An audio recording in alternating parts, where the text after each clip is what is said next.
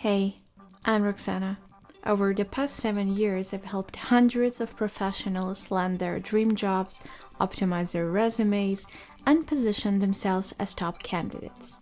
Trust me, I've seen every mistake in the book. I know exactly what makes recruiters pause, what gets resumes tossed, and what gets you hired. But hey, let's be real. Job searching sucks. Since you're watching this, I'm guessing you already know that. But here you are, giving me a shot to change that. And for that, I appreciate you. I bet you're tired of cookie-cutter advice and skeptical about yet another so-called expert telling you what to do. Fair. But here's the thing. Let me impress you. No fluff, no corporate BS, just real battle-tested strategies that actually work. Whether you're chasing a dream job or building your personal brand, everything in this course is designed to make you stand out. Now, I don't want to bore you to death. And because I know your attention span is already fried from scrolling job boards, I'm keeping this straight to the point. We're breaking it down into 3 sections. Resume. Let's stop making recruiters play detective. Your resume needs to scream, "I'm the best choice for this job," within seconds. I'll show you exactly how to make that happen. LinkedIn profile. Your LinkedIn isn't just an online resume, it's a 24/7 networking machine. I'll teach you how to make recruiters come to you instead of you chasing them. Interviews. You got the interview. Now what? Time to learn how to leave a lasting impression without sounding rehearsed. So, if you're tired of wasting time on strategies that don't work, if you're done with sending applications into the void, if you're ready to actually get results, then let's get to work. First things first, before you even think about getting noticed, we need to make sure your resume is skimmable and ATS-friendly, meaning it can pass through applicant tracking systems, the software recruiters use to filter resumes. Why? Because recruiters take an average of 6 seconds to scan your CV and decide whether you're worth their time. Think about that. 6 seconds to judge the effort you put in for hours. Do you think yours will pass the test? And yeah, ATS are getting more AI-driven, so if you're still using outdated formats or stuffing your resume with irrelevant keywords, you might be getting rejected before a human even sees your name. Let's fix that. If your resume still reads like a school assignment, it's time for an upgrade. If it has a photo, colorful charts, or a fancy 2-column layout, I have some bad news for you. You just made it harder for both ATS and recruiters to read. How do you fix it? Keep it clean and simple. No wild fonts, tables, or graphics. Use clear section headings. Recruiters shouldn't have to play hide and seek with work experience. 1 page if you have less than 10 years of experience. 2 max. Bullet points over paragraphs. Nobody is reading an essay about your job.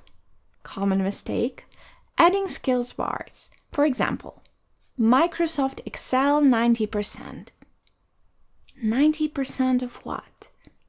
Are you missing 10% of the functions? Just say you're proficient and move on. What I see most people struggle with? Actually believing that a plain black and white resume beats the Canva masterpiece you spend hours tweaking. I get it. You want it to look good, but recruiters aren't handing out design awards. They're skimming for required skills, impact, and relevance. So let's make this easier. I've prepped an ATS-friendly template just for you. Download it and ditch the Canva headache.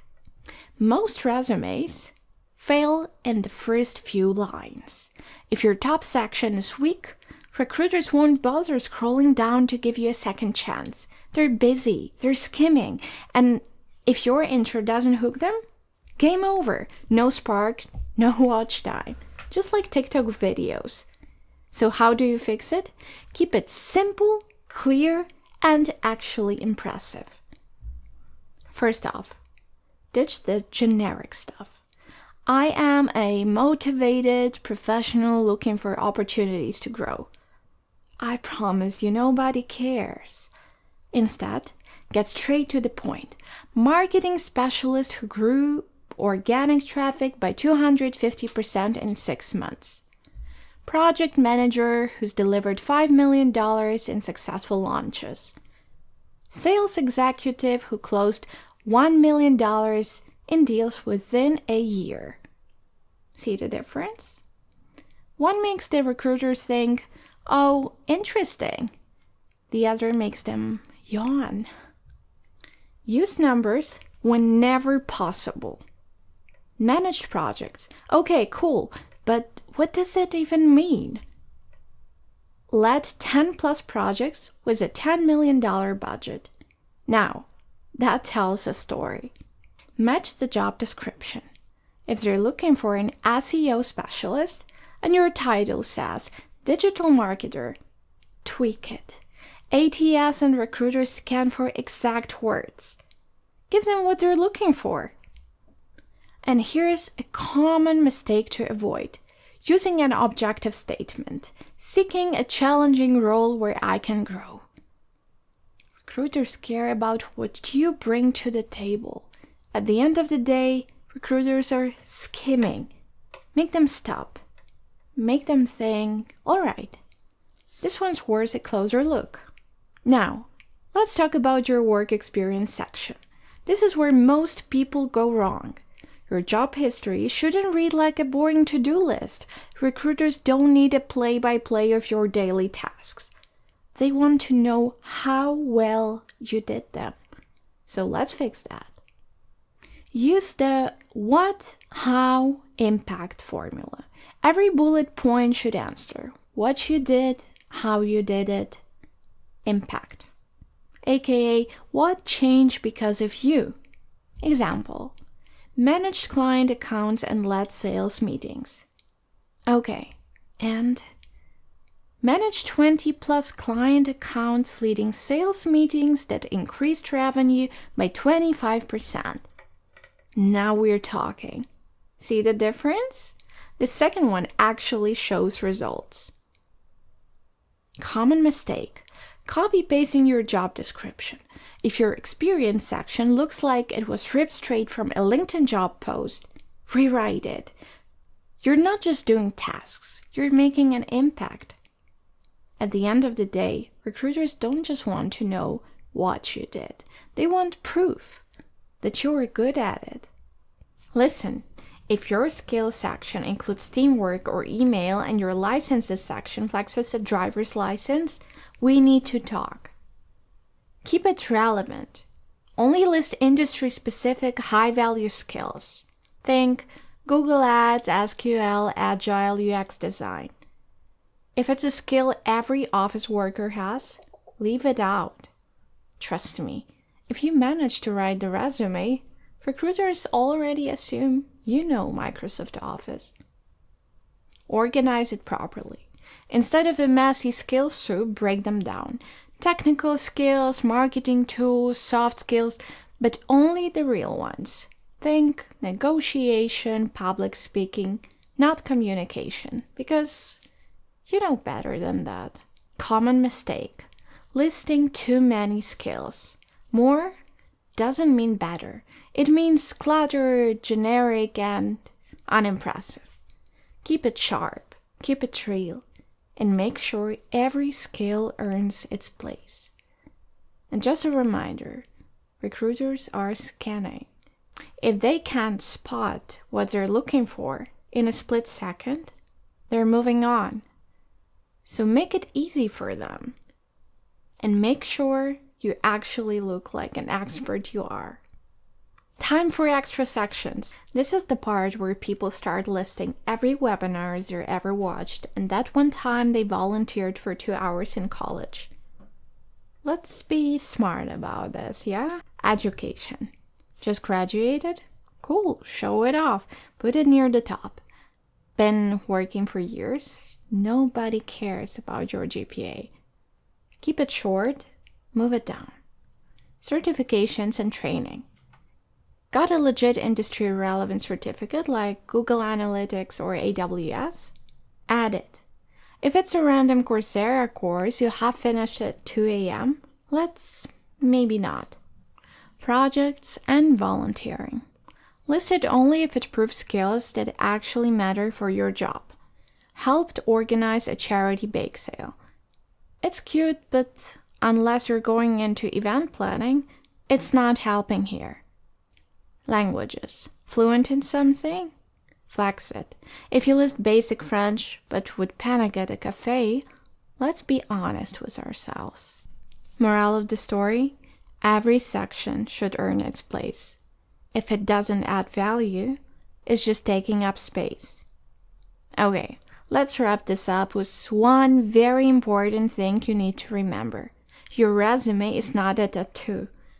It's not something that you create once and then just hope it works forever. Nope, it's a living, breathing document that needs to be tweaked for every job you're applying for. You're not sending the same resume to a marketing role that you'd send to a sales position. Tailor it. You've got to highlight the stuff that actually matters to the job you want.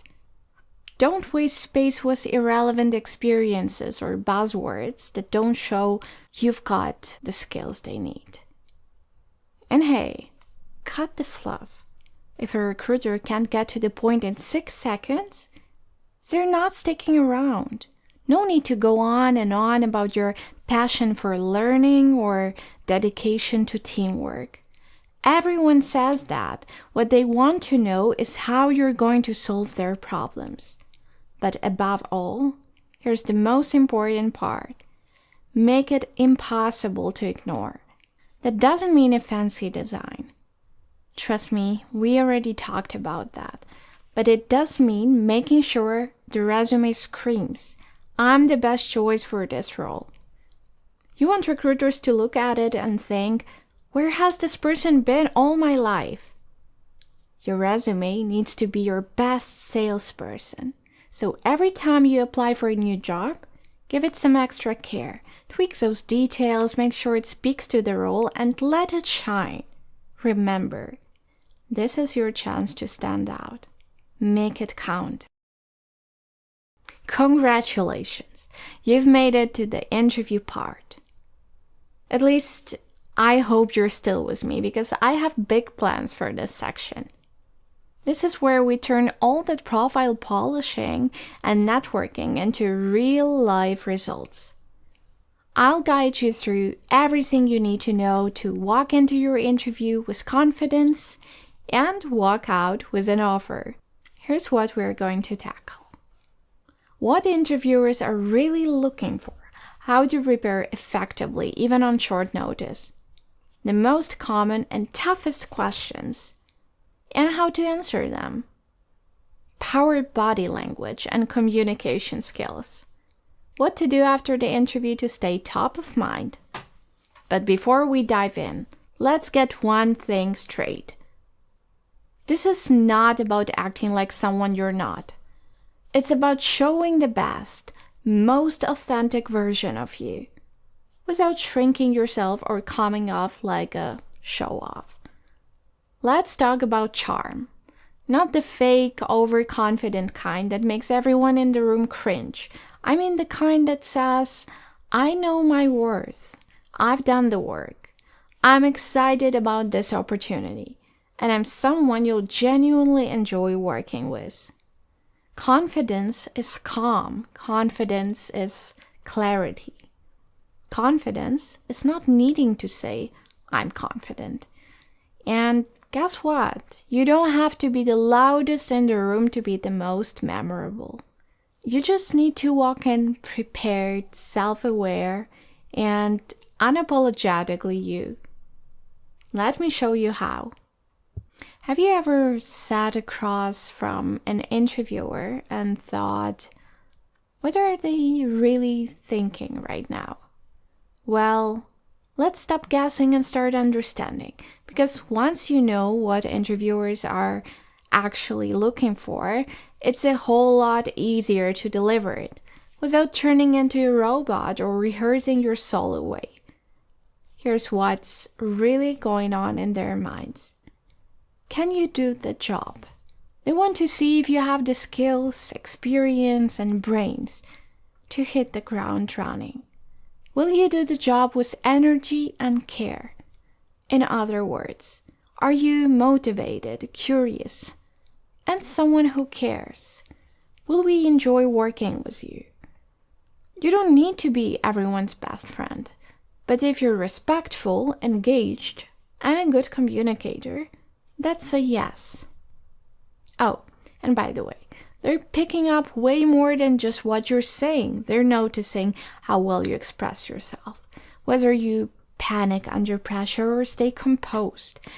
If you did your homework on the company or just showed up hoping for the best. The good news is, you don't need to read minds. You just need to connect the dots. Once you understand what they're really looking for, you can stop second-guessing and start showing up with purpose. Let's keep going. I'll show you how to prep like a pro. So, what's the right way to prep for an interview? It's way more than just Googling top 10 interview questions and hoping for the best. You've got to go deeper. But don't worry, I've got you. Here's the checklist you should always keep in your back pocket. Research the company. Know their mission, values, products, and anything cool they've done recently. Bonus points if you can bring up something from their latest news. Understand the job description. Seriously, line by line. Make sure you can connect your skills directly to what they're asking for. Prepare star stories. Think of real examples from your experience and structure them with situation, task, action, result. Interviewers love this. Know your resume inside and out. Be ready to talk about anything you've listed. That random internship from 2019? Yep, that too. Practice aloud. Use a mirror or record yourself. You'll catch all the awkward phrasing before they do. Have smart questions ready for them. Not just, what's the company culture like? Think deeper. Make them say, wow, that's a great question. You wouldn't walk into an exam without studying, right? Same rule applies here. Prep like you mean it, and you'll walk in ready to impress. We've covered the basics. Now, let's dive into the types of questions you'll face and how to answer them with confidence and clarity. You've got this. Common questions. These are the ones you can almost guarantee will come up.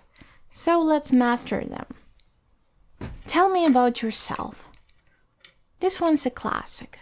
You've got about 30 seconds to give them a snapshot of your career.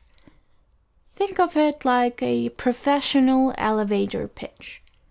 Don't just rattle off your resume. Highlight key experiences that relate to the job you're applying for. Keep it relevant and concise. Why do you want this job?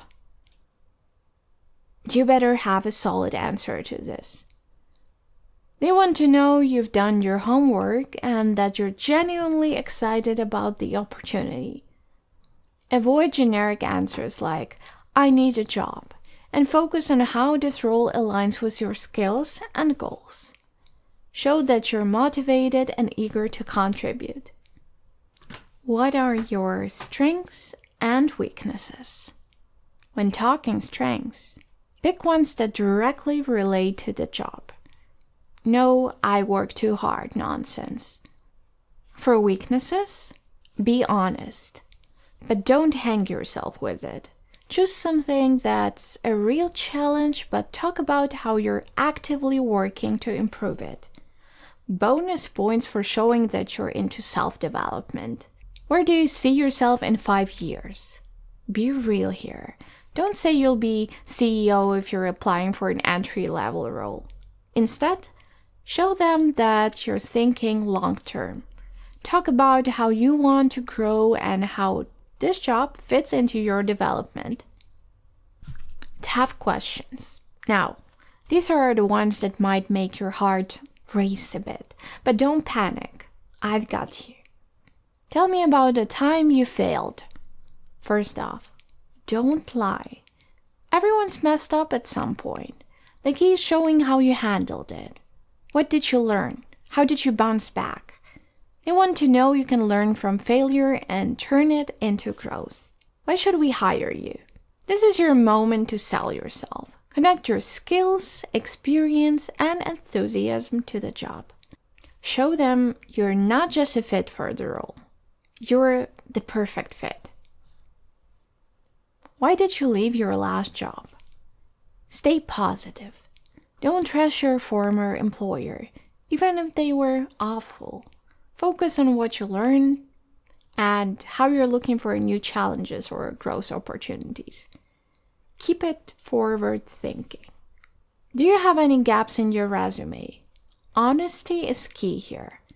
If you took time off for personal reasons, health, or travel, own it. But make sure to emphasize what you gained during that time. Maybe you developed a new skill, volunteered, or just learned more about yourself. Show how it made you stronger. Here's the thing. Your delivery matters just as much as your answers. Stay calm, make eye contact, and speak with intention. No one likes a rambling answer, so keep it to the point. But don't sound like a robot. Be human. And remember, you've got this. You're prepared. You know your stuff. And you're ready to show them why you're the best person for the job. Let's nail this interview. Awesome. Questions are covered, but if you feel like taking a breather and practicing, go for it. In the meantime, let's talk about something that often gets overlooked but is crucial. Body language and communication. You could have the perfect answer, but if your body language says nervous and unsure, the message gets lost. Let's break it down. Eye contact. Look the interviewer in the eyes. Not the table or your shoes. It shows confidence and engagement. Posture. Sit up straight, but not too stiff. A little lean forward shows you're invested. But don't overdo it. Gestures. Use your hands naturally to emphasize points, but don't overdo it. Keep it fluid, not distracting. Smile and nod. This simple move shows you're engaged, approachable, and interested. A little nod here and there to show understanding helps too. Mirroring. Subtly mirror the tone and energy of the interviewer. This builds a bond without you even realizing it. If they're upbeat, bring some energy. If they're more relaxed, keep your pace calm and steady. Active listening. Don't just wait for your turn to speak. Listen to understand, not just to respond. It'll make your answers more thoughtful and genuine. When it comes to body language, it's all about sending the right signals. Confidence, warmth, and attentiveness speak louder than any words. All right, we're almost there. Let's talk about closing the interview. It's easy to think that once they ask that last question, you're done. But how you end matters just as much as how you start. It's your final chance to leave a lasting impression. Here's what to do. Have a strong closing statement. This is your chance to reaffirm why you're a great fit for the role. Summarize your strengths, express your enthusiasm for the job, and make sure that they know how eager you are to contribute to the company. Example: I'm really excited about this opportunity and feel confident that my experience with X and passion for Y will help me make a meaningful impact on the team. I'm looking forward to the chance to bring my skills to this role. Ask insightful questions. Don't just ask about benefits or the work schedule. Think deeper. Ask about company culture, team dynamics, or long-term goals. This shows you're genuinely interested in the company, not just the paycheck. Examples: what does success look like in this role after the first 6 months? Can you tell me more about the team I would be working with? How do you see the company evolving in the next few years? Express gratitude. This one is key. Thank the interviewer for their time, the opportunity, and their consideration. Be polite, sincere, and show that you truly value the conversation. For example, thank you so much for taking the time to speak with me today. I really appreciate the opportunity to learn more about the team and the role. And don't forget to follow up. Send a thoughtful thank you email within 24 hours of the interview. Mention something specific you discussed to make it personal and show you're paying attention. A quick, genuine follow-up can set you apart from other candidates. Something like, "Hi, thank you again for the insightful conversation today. I really enjoyed learning about the specific project or initiative you discussed, and am even more excited about the opportunity to contribute to the team. Looking forward to hearing from you soon." It's a small gesture, but it goes a long way. You'd be surprised how much impact a simple, well-crafted thank you note can have. You've now got the ultimate toolkit to nail your next interview and land that dream job. And remember, confidence comes from preparation. The more you practice, the more natural it feels. Remember, an interview is just a conversation with purpose. Go in with clarity. Leave with momentum. Now that you're equipped with all the skills to ace your interviews, it's time to put them into practice. Okay, let's hope your resume is flawless by now. And just like that, I'm back with something just as important, if not more important, than your resume: your LinkedIn profile. Now, I have to warn you, I've heard from recruiters who reject candidates purely based on an empty LinkedIn profile. No experience listed? No. No photo, no details? They move on.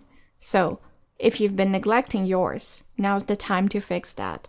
Consider LinkedIn your online introduction. It's your initial impression, your career narrative, and the first thing recruiters or potential clients see. With millions of professionals competing for attention, the real question is, how do you stand out? That's exactly what we'll cover today. I'll show you how to optimize your LinkedIn profile so it attracts recruiters, what hiring managers actually look for when they scan profiles, how to network strategically without feeling awkward or salesy, how to prepare for interviews so you're ready to shine when the opportunity comes. By the end of this, you'll have a clear step-by-step plan to turn your LinkedIn into a powerful career tool that brings opportunities to you. Sound good? Great. Let's dive in. First impressions matter. Your profile is your first impression.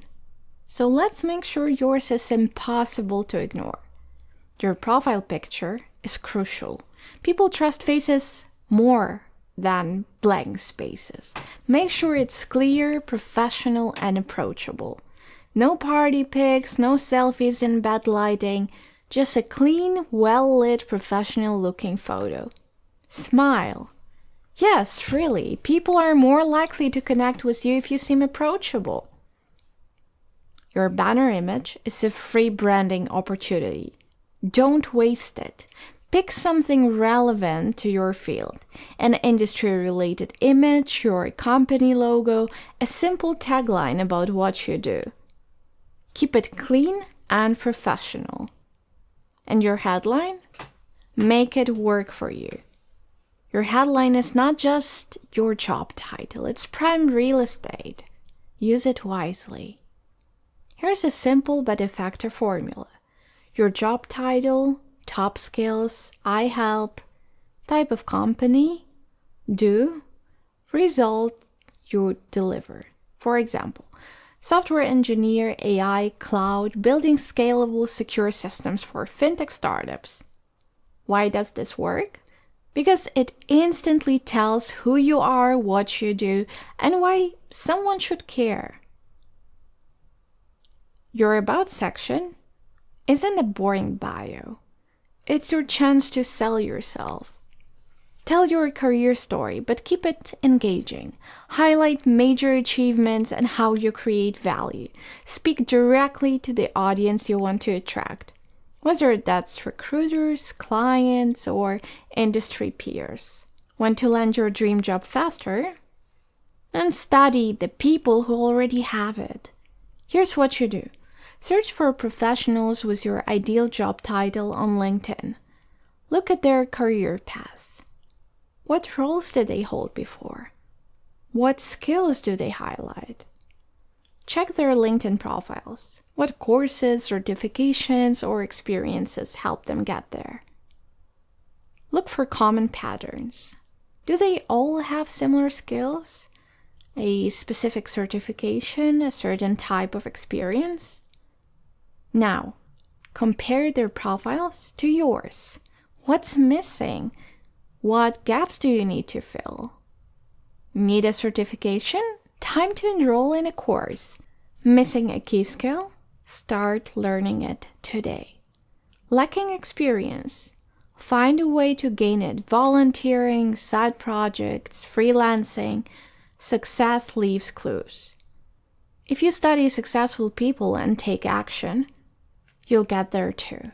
So here's your challenge. Find 3 successful LinkedIn profiles today and write down 3 things you need to improve on your own.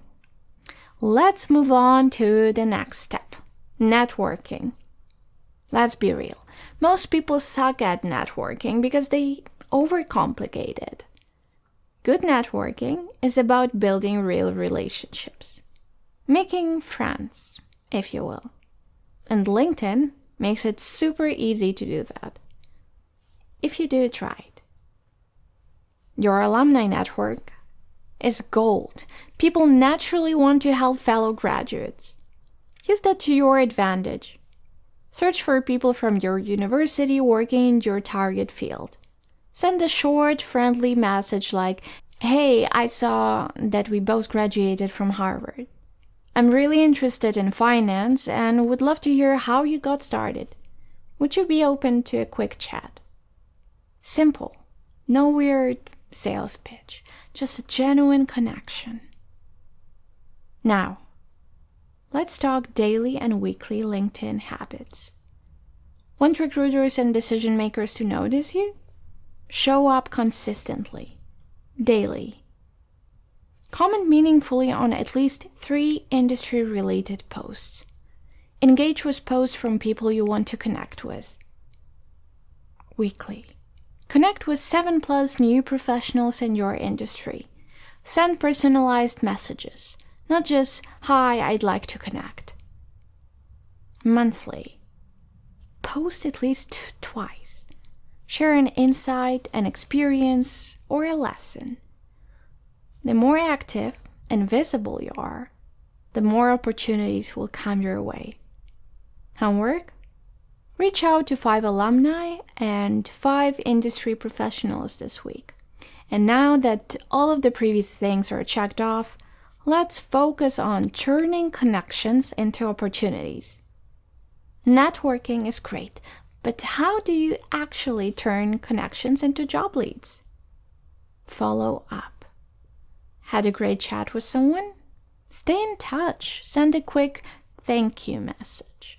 A few weeks later, check in, comment on their post, share an article they'd find useful, or just say hi. If they work at a company you love, politely ask about potential job openings. Most people don't follow up. Do it, and you'll instantly stand out. Cool, guys. Hope you're not overwhelmed out there. My goal was to keep this as simple as possible. Hope I pulled it off. But hey, if you need a break or want to come back to this later, just pause me. I don't mind. We've covered a lot, from fixing up your profile to networking like a pro. You now have a clear roadmap to turn LinkedIn into a job magnet. But here's the thing. None of this works unless you take action. So, here's your action plan. Optimize your LinkedIn profile. Update your photo, headline, and about section. Find and analyze 3 successful LinkedIn profiles. Send connection requests to 5 alumni and 5 industry professionals. Remember, if you want extra help, I'm here for you. Follow me on LinkedIn and DM me for a one-to-one session. I'll help you implement everything we talked about today.